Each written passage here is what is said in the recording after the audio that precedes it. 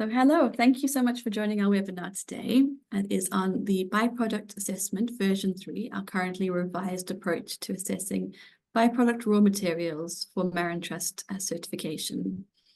And today we hope we'll be able to give you some tools and some information around the transition to version 3 and the byproduct assessment requirements and methodology that we are introducing. As we go through this presentation, there are opportunities to ask questions, so please put your questions in the chat box and I'll be there to support, to respond to those. I have some colleagues monitoring that too, so they'll help me navigate that as time comes on to that. So what does our webinar include today? We will do a welcome. So welcome everybody. Thank you so much for making time. And I'll give you a short introduction to the MarinTrust program. We'll jump into MarinTrust Standard version 3 developments. The new revised standard came into effect in May 2024. And I'll talk through some of the transition and supporting materials that we are creating to guide existing certificate holders and new applicants through version 3. Then we jump into byproducts. I'll just come back out a bit and give you an introduction to byproducts. We'll look at the developments of byproduct assessment. And we will do a method, and I'll walk you through the methodology with examples. As I said, there's Q&A at the end, but I have broken up this presentation so that we don't get too tired of just hearing my voice. I get a break and we can answer any questions as we go along based on the sections that we're following.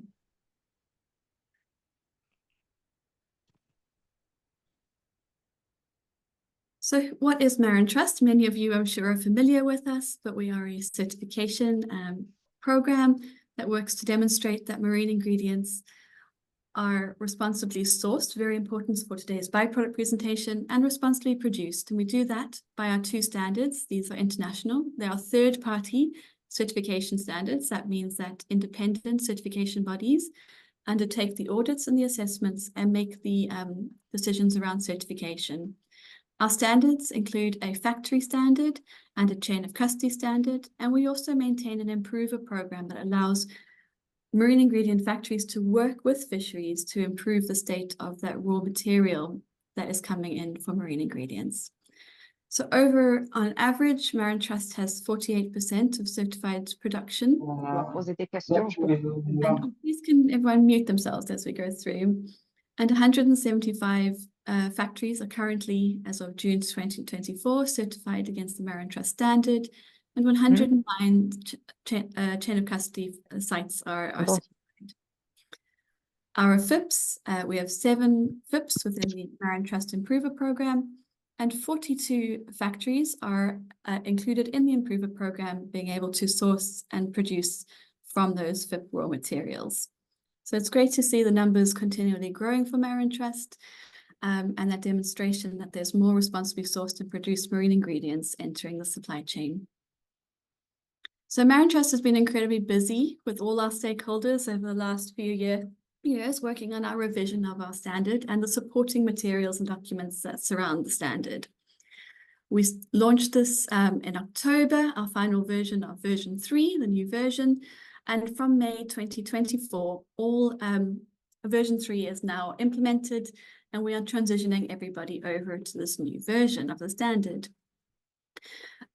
Some very ambitious and fantastic goals were set at the start of the revision process, and we're pleased to say that we were able to achieve those goals, and particularly focusing around how we could increase the accessibility of responsibly sourced and produced marine ingredients. Today's focus, we talk about how we've worked towards thinking about how we can encourage the use of byproducts, both through our assessment program and through the standard. We've worked in the standard too to progress the focus on environmental and social impacts, both at the factory and at the fishing vessel for the first time. If you're interested in learning more about that, we do have a recording of a webinar we hosted, I think late last year, early this year, around the changes to the factory standard. And we have all the resources, including the standard and guidance and supporting materials, so you can have a look at what's changed in the factory standard. Additionally, it's very important when we talk about responsibly sourced and produced to think about traceability. So MarinTrust and our partners have been laying the foundations towards fully traceable marine ingredients through the standardization of data. So the revised factory standard includes key data elements for whole fish and byproducts, that are very important at that foundational element around transparency and traceability within the supply chain. We've also not done this alone by any means. Standard development is a collaborative process, and stakeholders from all sectors are incredibly valuable within this process, including the industry. We work directly with existing certificate holders on pilots and self-assessments. We heard from a variety of stakeholders through public consultation, questionnaires, gap analysis, workshops, events. Experts from all sorts of areas that are appropriate to what we were working on have been involved in the development of version 3. For the byproduct assessment, we work with our committee, the Fishery Development Oversight Committee, and this is a group of dedicated and independent experts within the fisheries sector who've been supporting us and guiding us throughout the process and providing their expertise to developing the byproduct assessment that I'll be presenting today. We have other committees that work on other aspects and our governance body committee oversees the activities of those groups. Great, so how does MarinTrust support the transition to version 3? So we're very aware that it's a change and that there is efforts to be done to make sure that people feel prepared and confident to adopt an audit against version 3. We've thought about this from a variety of different places, including thinking about how you apply.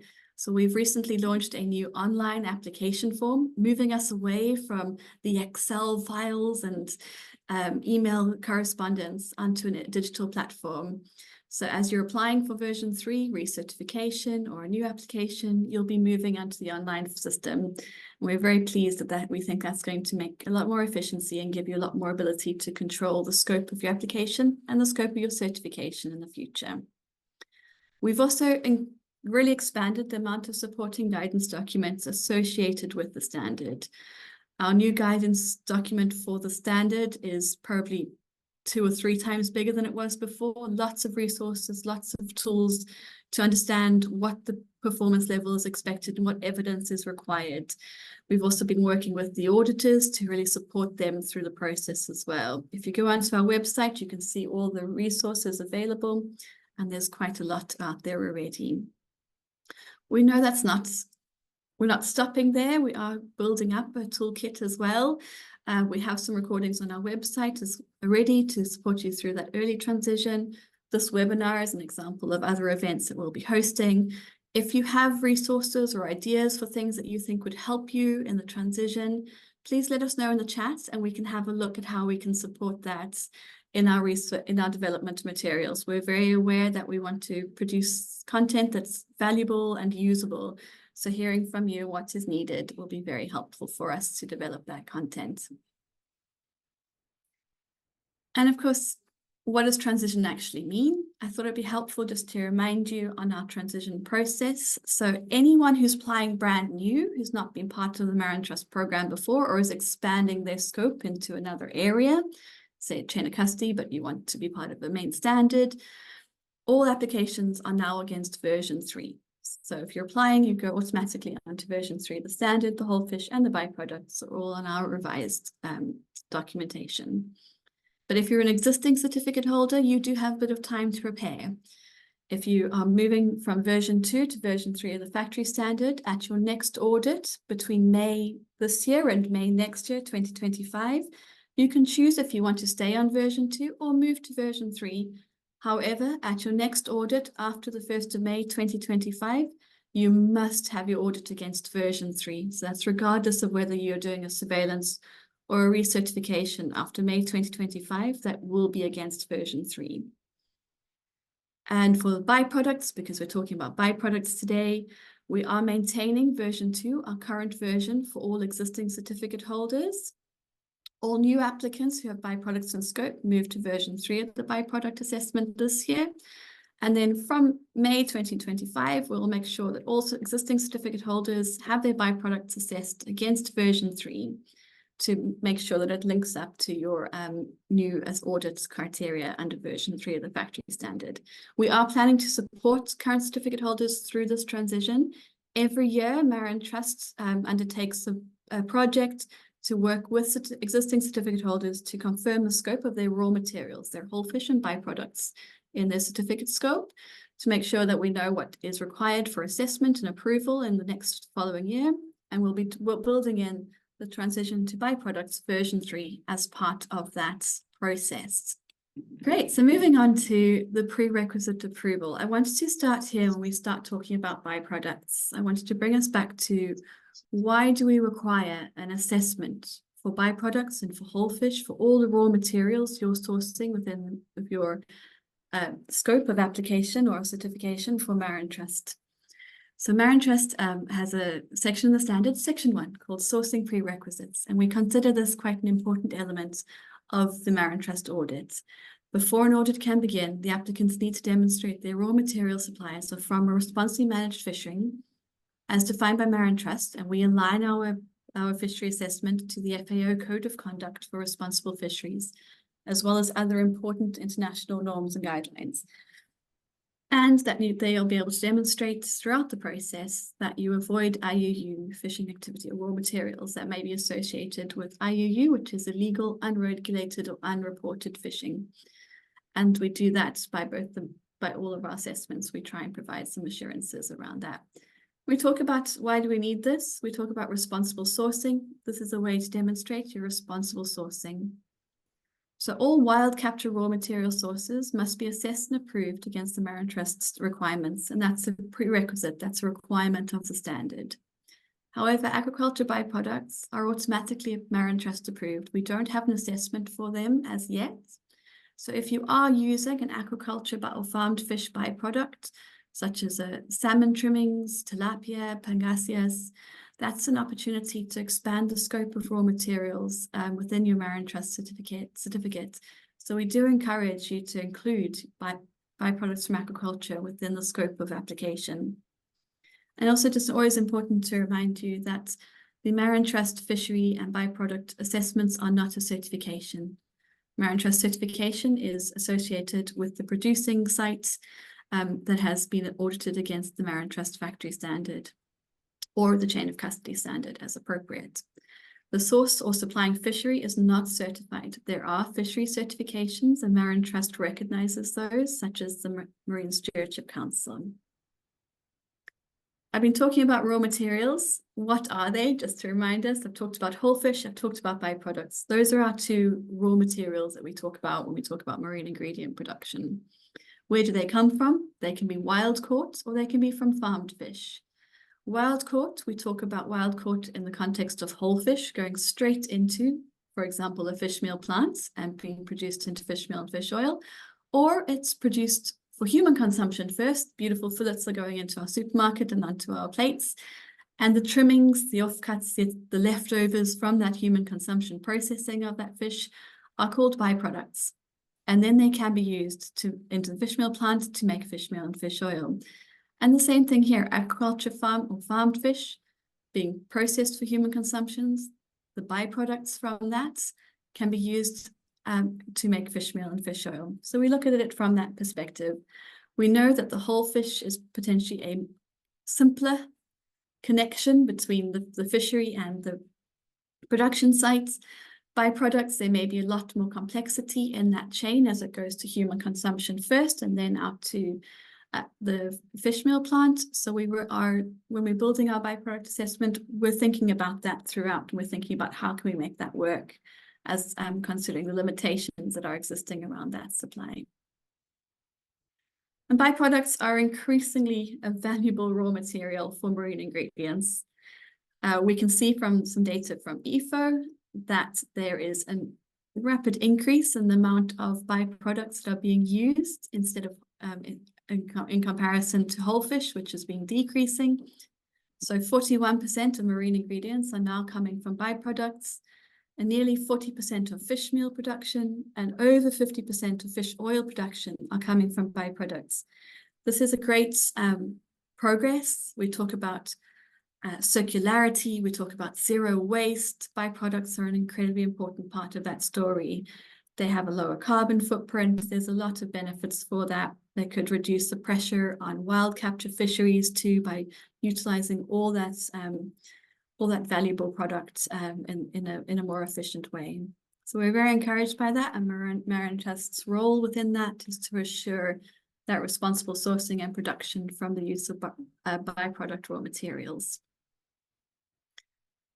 So we're talking about version 2, so our current byproduct assessment, we look at the byproduct stock or management area for the fish species. And we have over 300 assessment reports that were published last year for approved byproducts. And we have about 180 stocks. That's the species and management area that's assessed. And those are individual stocks that we look at in the assessment. So we have some production sites that are certified MarinTrust that have 30 or 40 byproduct species or stocks listed on their scopes. Others that have a more targeted, such as just using tuna byproducts. But it's great to see the expansion of the use of byproducts, and the variety of species we're seeing coming through is quite a lot as well. There's around 80 different species that are being used in MarinTrust approved byproducts from wild capture. That includes a lot of more and more tuna species are being requested.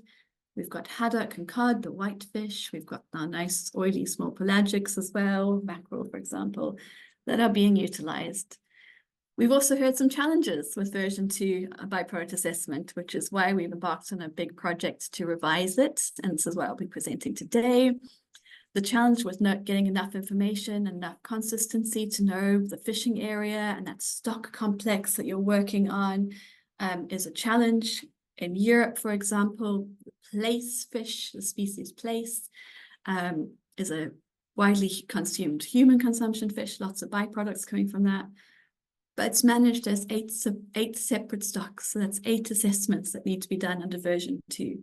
And that's quite a lot of complexity. So we heard a lot of things around the complexity, around the availability of information, and also the fact that byproducts are a wasted product. That fish has been caught, it's been processed, you're utilizing that wasted product. So we had to balance that element of what can we do around giving that confidence, that assurance that there is a mitigation of risk around responsible sourcing for that byproduct, but also that reality of what the sourcing of byproducts looks like and what that and reducing that complexity where we could. So we've taken that into account as we've moved into version 3 of byproduct assessment. And as I said, this has been driven through our Fishery Development Oversight Committee, who've taken the leadership on advising MarinTrust and consultants on that work. And version 3 is expected to enable more byproducts to be marine ingredients to be audited and more fish to be third-party assessed. So how have we done this? What does version 3 byproduct look like? We are introducing a risk assessment framework for byproducts. We have a country IUU, illegal, unregulated, unreported fishing risks for byproducts that we've identified. And that will be the crux of the assessment. And what this assessment is going to do is it has some step-by-step process. We hope that's efficient. We hope that's clear. Let me know if I can do some more work to make that clearer in the future. And this will check IUU indicators. These are widely acceptable indicators that we've identified as important for the marine ingredient sector. Endangered species lists, it's very clear we do not allow endangered species to be used in marine ingredients. And that if needed, a little bit more of a deep dive into that management system available for that fishery or for that byproduct. So what does the differences between version 2 and version 3? As I said, version 2 focused very much on the stock level health. So it was a stock they looked at the stock assessment in a little bit of detail. And it also showed there's no endangered species. We retain that no endangered species, but we move away from stock and we talk about risk. We talk about IUU risk, and we've also connected it much more strongly with the factory standard. And I'll talk you through what this risk assessment looks like and what's required during the audit and as part of your production processes or your procedures within your facility to manage risk around byproducts. So it is a major revision, but we think it is one that will bring some more efficiency and some more clarity into this assessment. Great, so I'll move on. Why do we do a risk assessment for byproducts? So it's always good to think about risk. And that was a really interesting exercise that we've undertook internally to talk about risk and due diligence. A risk assessment is part of the toolkit of due diligence. It only provides an indication of risk. right? We know that it's not a replacement. I'm just going to read my notes here. It's not a replacement for understanding the specific supply chains or individual companies or suppliers within that supply chain. But we do think it's useful to start at the country level, as it shows which countries may be associated with higher levels of illegal or unregulated, unreported fishing. And that gives us that sort of overarching sense of where there could be risk and what mitigations could be available to understand that risk and to avoid that risk. There are a lot of different measures and indicators that can be used in risk assessment, depending on what's relevant to include.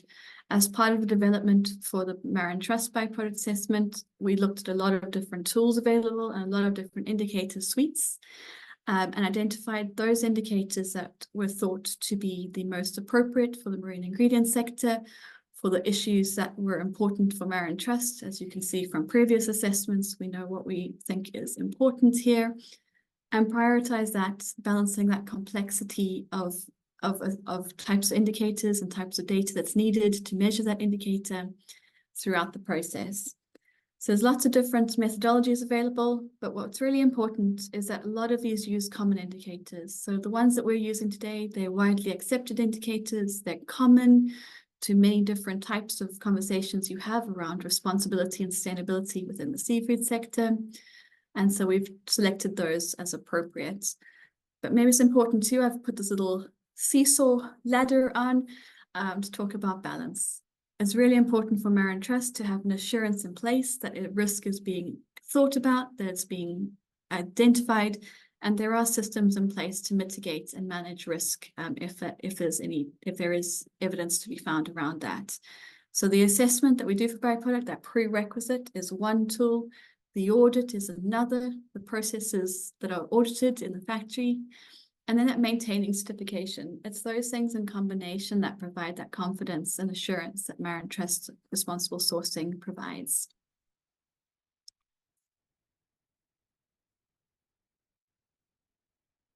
So what does byproduct for MarinTrust look like under the new stepwise risk assessment approach? Broken this up into two spaces. On the left-hand side of your screen, there's the byproduct risk assessment, and then it's factory standards, so how we've connected those together in the orange. So we have 3 steps to the byproduct risk assessment. We have step 1, there are no endangered species. We look at the IUCN Red List and the CITES appendices for that. Step 2, there's an IUU risk assessment based on the suite of indicators that have been identified, and that's for the byproduct species and the flag country or flag state for those species. That's information we know facilities can get because we already ask for that as part of the assessment. And then step 3, if a high risk is being identified in step 2 in the IUU risk assessment, there's further actions that are taken under step 3 that looks evaluating some of the management and mitigation measures that can be in place at the facility and at the fishery level. So step 3 is only for byproducts that are identified as high risk in step 2, and that allows an individual facility to support the risk management of that byproduct. When it comes to factory standards, section 3 outlines in some detail the actions required to manage your byproduct sourcing. If there is a risk, a medium risk identified, we have a source of caution label attached to that byproduct species, and the action at the facility is to have supplier agreements in place. I will talk you through all of that in more detail towards the end of the presentation today. And we also have some rules around excluding high risk and not approved materials in the factory. So across all of our program documents, our standard, our whole fish, and our byproduct assessment, we have some non-negotiables. There are certain elements that are out of scope for approval in our program. You cannot be using marine mammals, reptiles, amphibians, or birds in MarinTrust marine ingredients. They can't come from destructive fishing practices as defined by the FAO Code of Conduct for Responsible Fisheries. And we don't want endangered species in there. So CITES and IUCN Red List, those are checked again during the assessment process. But it's always good for you to be monitoring that even before you apply for application or all the way through your sourcing decisions. The other element that we talk about in MarinTrust is avoiding IUU phishing activity through their raw material sourcing. We see this as being delivered through the assessment, the audit, and through that continual maintenance of certification. So the approval of the byproduct in combination with the controls that the factory has help to mitigate the risk of sourcing IUU phishing raw material.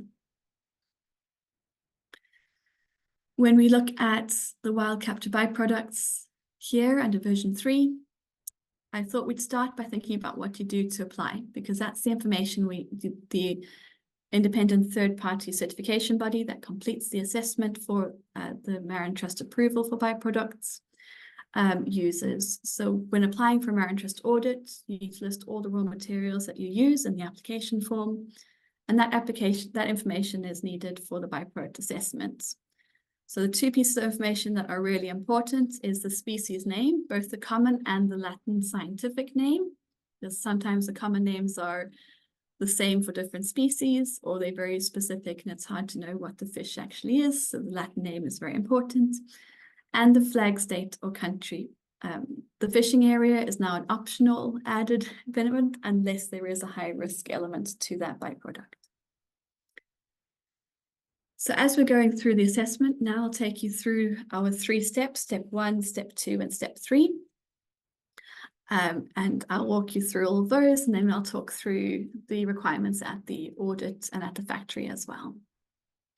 So step 1, the assessor considers the eligibility of the byproducts based on the nature of the species status against endangered, threatened, and protected lists. So CITES and IUCN are widely credible data sources. CITES Appendix 1 or 2 is identified as important to MarinTrust, and the IUCN Red List, critically endangered or endangered, are not eligible for MarinTrust assessments. So if they fall in those lists, the species automatically fails and that is not approved. But if it isn't part of those Appendix 1 or 2 of CITES or the endangered or critically endangered on the IUCN Red List, it is eligible and the assessment would proceed to step 2. And step 2 is really where we see the new changes coming into play. Sorry, excuse me. So in step 2, we have introduced a risk assessment. The assessor will use the flag set information for each byproduct species applied for, or subsequently in the scope of the MarinTrust certificate, to calculate an IUU fishing risk for each byproduct species. The flag state is the country in which the vessel is registered, and the vessel is bound to comply with the rules and regulations of the country. It's an appropriate sort of unit to think about when you're thinking about illegal, unreported, unregulated fishing activity, because the majority of risk would come from the vessel behaviors. Not all of it, but the majority. And the set of indicators we've defined that have set risk thresholds are used to do this assessment. So we have 8 indicators that are identified for the IUU risk assessment in step 2. These come from 2 very credible external sources, the IUU Fishing Risk Index and the IUU Fishing Risk Index, updated every 2 years. It's run by the Global Initiative Against Transnational Organized Crime and Poseidon Aquatic Resources Management. It is a measure of the likelihood that states are exposed to and effectively combat IUU fishing. It identifies where there's better and poorer performance and higher and lower risks of IUU. We've also utilized a regulatory quality score from the World Governance Indicators. These are the World Bank data set. It's updated annually. And the World Governance Indicators provides a perception of governance over time. And the regulatory quality captures that perceptions of the ability of the government to formulate policies, and importantly, when it comes to IUU, regulations and the compliance within that. So it's a helpful indicator to know kind of, would those policies be in place, and would they be effective in delivering that? Now I have a copy of the risk assessments, the risk rating for flag states in step 2. This will be something that we incorporate into our methodology documents. I'm working through the final pieces of that at the moment, more focused on just making it very clear for the assessor, their tasks. The methodology as I'm presenting today remains the same. But if you want to open this Google Drive document, I will delete it quite shortly as we replace it with the formal version. But I thought you might want to see what the flag state risk is for potentially something you're sourcing for your byproducts. So you're welcome to open that up and have a look at the risk. It's a high risk, a medium risk, or a low risk rating. Let me move on to the next slide, and that's in the chat box. So step 2, we have an IUU risk assessment. I want to show you just an example of how this plays out. So if we look at 2 flag states, France and Iceland, there are all the 8 indicators and an overall risk rating. We've taken a precautionary approach to scoring risk when it comes to utilizing the indicators. So each indicator has risk thresholds defined, and depending on the risk thresholds, the risk rating is defined. We always take the highest risk as the risk rating. So if there is any medium risk, like there is for France at the flag and port score, the risk rating is medium. If there are no risks, it's low all the way through. The risk rating is low. If there is a high risk, that would drive the risk rating for the byproduct species. And that again just helps mitigate and consider risk at the most precautionary level that we can. So here was another example showing how that could work out. So when we have multiple flag states, which is quite common for many of the species that we currently have approved, the risk rating is done by each flag states, but the overall risk rating is taken by the highest risk flag state within that sourcing composition for that species. So for example, here, Russia is considered a high risk under the indicator suites, and that would give the haddock then a high risk rating at step 2. So what happens?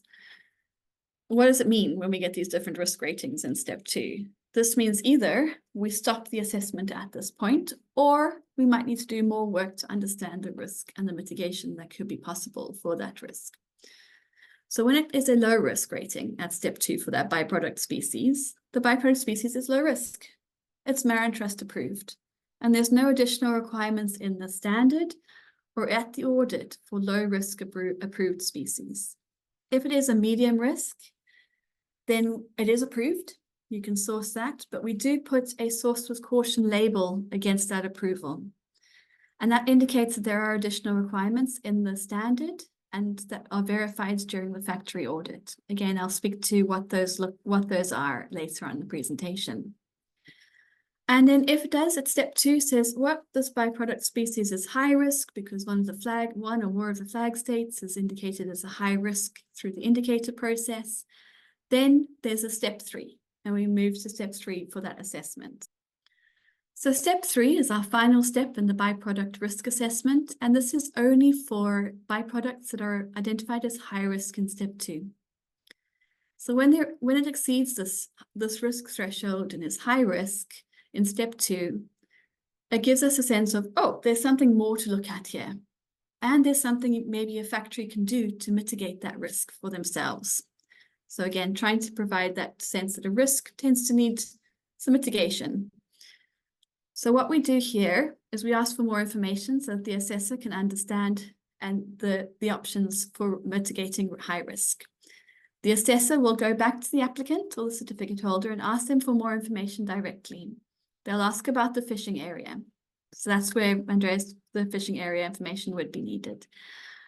And they ask about traceability information. How much information can you as a facility, as a factory, get about that byproduct species that might help to mitigate that concern or that risk of potential IUU fishing that could be occurring?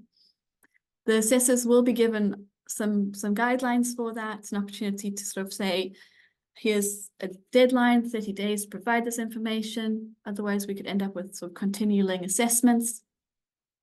But of course, you can also be proactive in this stage if you know the flag state, because we provide the overall risk of the flag state. If you know that flag state that you're sourcing from is high risk, and I do need to warn you that many of the tuna species would fall within that high risk. They're high seas and tend to be caught by countries that are potentially listed on that high risk listing. Then you could actually submit this information earlier in the process and save time at that last stage. So again, you're able to make those decisions about your sourcing. Are you able to access that information early on in the process? So there's two things we do in the step 3 assessment, or the assessor will do in the step 3 assessment. The first one is looking at the category C assessment. So here we are going back to version 2, the current methodology for byproducts, and asking a little bit of information about that fishery itself that the byproduct comes from. So is there management in place for that? And is the biomass above the limit reference point? So to give us a sense of the level of potential if the stock is overfished or not. That's a helpful indicator in terms of thinking about whether that is robust and healthy stock, something that's important when we start to think about risks associated with illegal, unreported or unregulated fishing. So there'll be an assessment on the stock. And then the second part is something that the factory controls in its fullest. What traceability information, what further transparency can you get about the sourcing of that byproduct for that high-risk byproduct? Can you identify the key data elements that are brought through for whole fish? Can you get that information for the byproduct species? We know that the information about vessel, species, gear type, etc., are available at the first buyer for that whole fish, and they should be transferred across through there. So this is really a very strong way of demonstrating that you know where your byproduct is coming from, and that you're able to have that transparency and that data sharing within the supply chain. However, that might not be possible for all sorts of reasons. Maybe some of this information is lost in that chain, but you might be able to get other information. So we have a second path for traceability, depending on what you're able to access. And the second path is being able to say, where is that fish caught and where is that fish landed, the coastal state and the port state for that species. And these indicators, we can use the IUU Fishing Risk Index, the same indicators we used in step 2. And the assessor can look at those indicators and the risk thresholds and say, does the species remain high risk or low risk when we have this different information about the fishery? So those are two pathways that can be taken. And then there's a little bit of a combination here. So bear with me as we go through this. The assessment of the species and the traceability information together can help you downgrade that high risk to a medium risk, or it might remain high risk. And then if it's a medium risk, it is approved sourced with caution. So you're back into the approval space for that byproduct because you're able to demonstrate the fish is in a healthy stock and that I have traceability information that shows I understand where that fish has come from. So what if the category C fails? We do say, like we have now in the current version of byproducts, that byproduct species would not pass and it would not be approved. If it does pass and your traceability is in place, so if you're taking path 1, you're looking at whole fish key data elements that we define in the assessment criteria and in our standard, then we can downgrade that risk to a medium risk and it is approved. Source of caution, take some action at the factory audit. If you're looking at path 2, you know the coastal state, you know the port state. If those indicators still show high risk, then unfortunately that byproduct remains high in risk and it's not approved. But if it's showing a medium or low risk from the indicators for port and coastal state, you downgrade that risk to medium risk and you approve source with caution. So we're giving options here that allow the factory to kind of control a little bit of that risk mitigation, and it's no longer just a blanket, it's high risk, it's out of scope. So every factory might be able to source one species because they have the traceability in place. Another factory might not be able to do that and will not be approved for that. So it does then become an individual certificate holder outcome. And that's coming to the end. I will talk about the actions required for the factory standard and the audit. But just to go back, the byproduct risk assessment, I mean, I've talked about it for quite a bit of time, but I hope you can see that it's a simpler process. It's more streamlined. hopefully more transparent as well. You are able to look up those indicators. You will have a list of the risk rating for those flag states, and you can help yourself make decisions on your sourcing approaches and application as well. So we have no endangered species. We look at the IUU risk ranking. And if there's high risk, there's an opportunity to investigate that risk in more detail under step 3. And again, potentially mitigate that risk through downgrading that risk based on evidence provided. Now, if we look at the factory standard, I'll take you through the actions there. So the actions at the factory standard, this is in our factory standard, our version 3 of the standard, clause 211.3.2 and 211.3.3 outline the actions taken for wild capture byproducts, depending on the risk rating. So it's really essential that the facility and factory sort of verifies any byproducts of the suppliers, as you would for your whole fish. The byproduct suppliers need to provide you with assurance that these byproducts do not stem from IUU fishing. So here you're starting to think about due diligence with your suppliers. And if you're sourcing approved with the source with caution label, that medium risk, then you would need to have supplier agreements in place for those byproducts, and you'd need to have assurance from the suppliers that it doesn't come from IUU fishing sources. And the audit will verify that those actions are taking place and how that facility manages the byproduct risks. It's important as well. We've made it much more explicit in the standard that high-risk byproducts, anything that may be known or potentially risk of IUU fishing, shall not be sourced by the factory. And we've provided some more guidance on how to kind of think about taking action if you are dealing with a non-approved byproduct in the facility. And that brings me to the end of the presentation. So thank you very much for your engagement. I'll just conclude by sharing our vision once more, as we do hope that more byproduct sourced marine ingredients can be audited, and there'll be more fish that can be third-party assessed. By making this more efficient, we hope that we'll be able to expand the ability for more byproducts to be assessed and hopefully be approved, and more concerted effort being placed in thinking about how to have that information in place for your byproduct sourcing to mitigate any risks that might come about. What we're going to be doing next, we'll be publishing the methodology and guidance. I do apologize that it isn't available for this webinar, but it is coming very shortly. We will be sharing further resources to support the preparation and transition to version 3 byproducts. This is an English language webinar. We've had requests for some resources in Spanish, for example. It's been in the morning of the UK time, so there are other time zones that may benefit from the same kind of resources and content.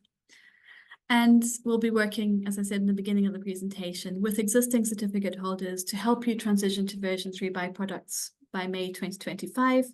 And we'll start this conversation in November, where we confirm your annual scopes, and we'll support you in that transition, providing the right information and understanding what the next steps are for you as an existing certificate holder.